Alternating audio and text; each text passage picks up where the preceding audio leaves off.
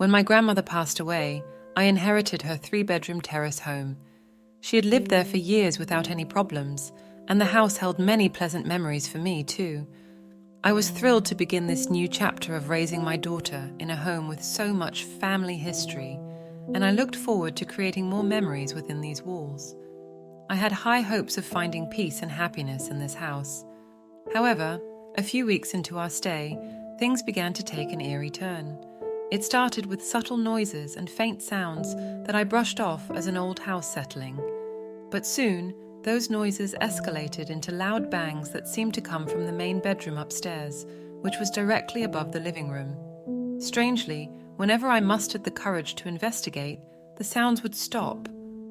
Then I began to hear indistinct voices and heavy footsteps coming from the same room. My heart raced every time as I tried to rationalize the commotion from above. Even more unsettling were the times when I opened the door of the bedroom and the furniture seemed to have been rearranged.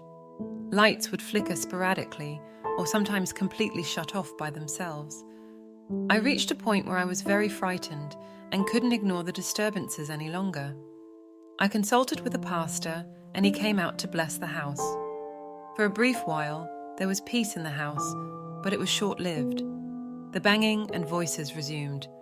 One afternoon, a close friend paid me a visit. However, the disturbances upstairs left her so rattled that she excused herself and fled. Her reaction left me feeling isolated and helpless in my own home. I vented my fears and frustrations to my mother, who was equally distressed by my predicament. A family friend recommended a medium to communicate with any restless spirits that might be causing the disturbances. And so I arranged for a medium to visit the house, hoping for a resolution.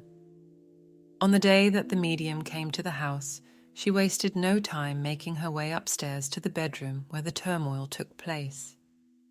It was as though she was pulled by some unseen force to the source of the haunting. The medium was able to connect with the presence of an elderly lady, whose spirit seemed relieved to finally make itself known.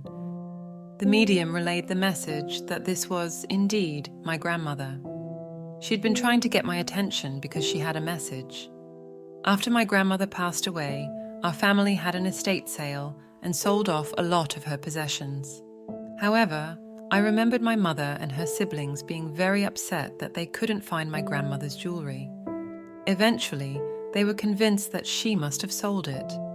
Nobody knew that my grandmother had hidden the jewelry beneath a loose floorboard because she was worried about being burglarized. The medium informed us of the location and instructed us to peel back the carpet. Lo and behold, there it was in a velvet bag, just as my grandmother had left it. My mother and I were in tears by the realization that my grandmother's love had guided us to this moment. After the medium left the house, the atmosphere felt calm and peaceful. It was as if my grandmother had finally moved on.